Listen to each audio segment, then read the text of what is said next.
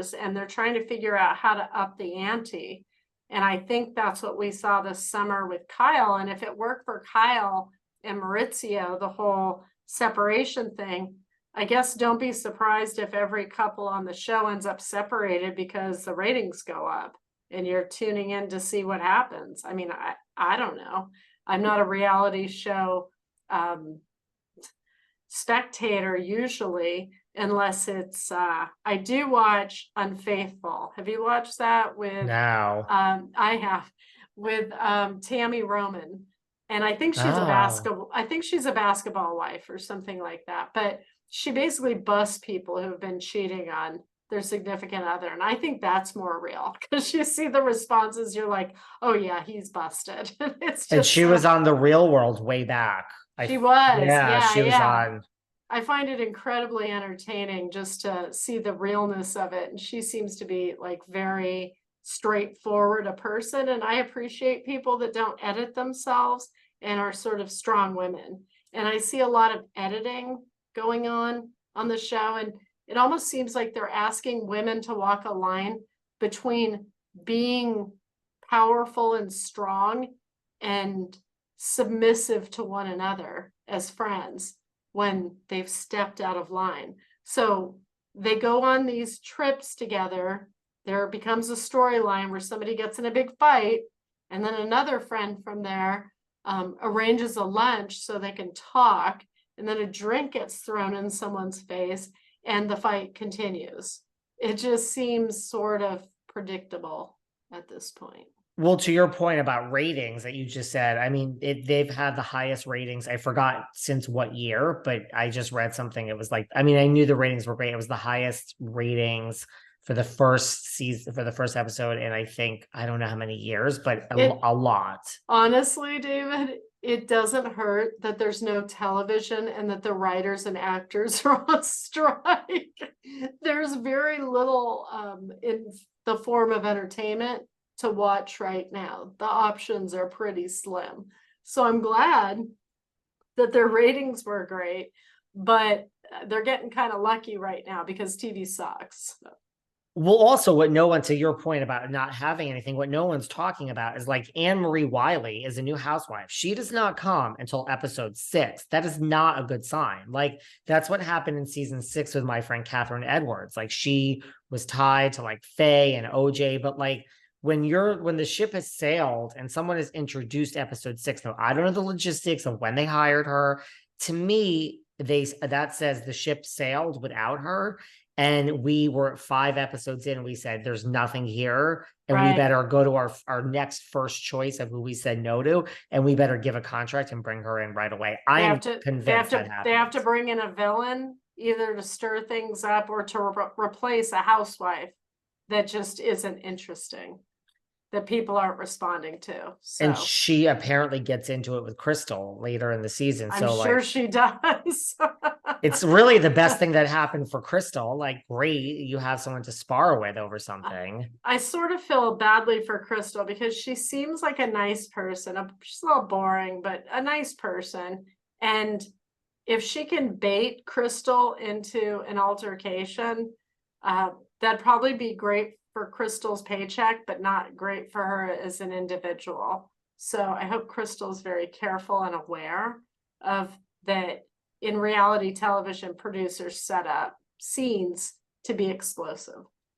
Yeah, she doesn't seem like she seems in, but not too far in that she can't. She's playing it safe. And you see a lot of housewives come in and they're like, no, I'm not going to get too dramatic. It's going to be fine.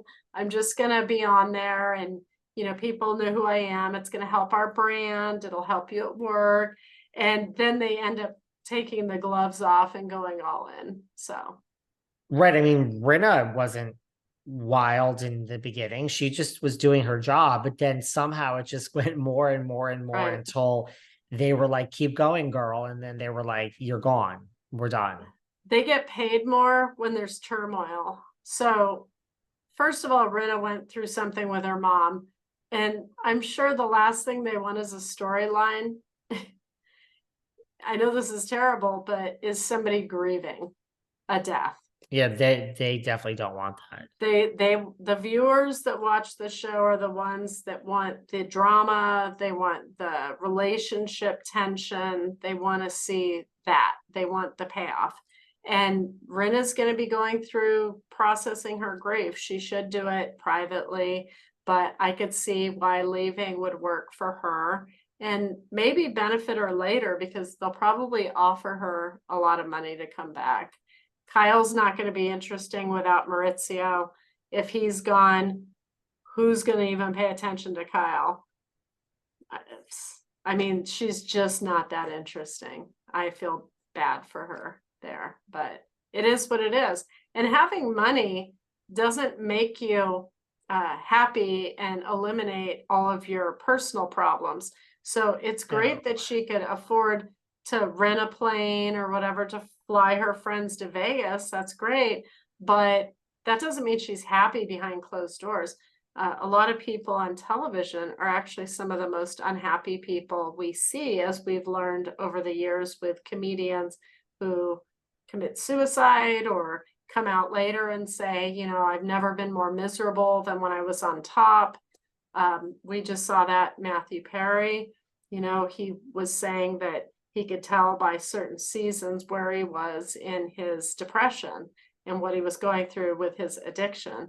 So it's not all flowers and hearts just because you're famous, and it's a lot to navigate. So I hope that Crystal and the women that are on the show are taking inventory of their soul as they go through this, because I really liked Garcelle.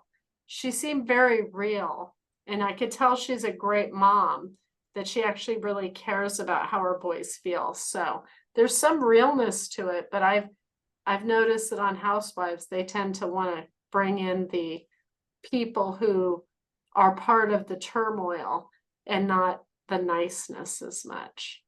It is ironic that we're saying this, but I agree. I mean, Garcelle is an actress, but I agree with you. I think she understands this assignment. Look, she will speak up when she needs to, but I do believe that she's like, okay, I'm an actress.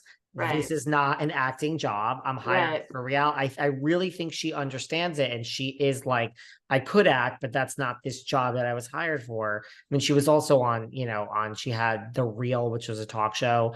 I think Garcelle understands, like, could compartmentalize and is like, this is not an acting job. I have many of those. This is not that. I'm supposed to be real. Well, and when her sons are around, you could really see that maternal love and sincerity come out in her, of her concern about her children. And I do appreciate that. I think it's a nice contrast on the cast that they're showing that. And then you have all of the drama going on with everybody else's lives. So I think all of these women love their children. I just, with Garcelle, I really felt like she was dialed into them and carried that mom guilt that we all get from working to build our career and having to sacrifice some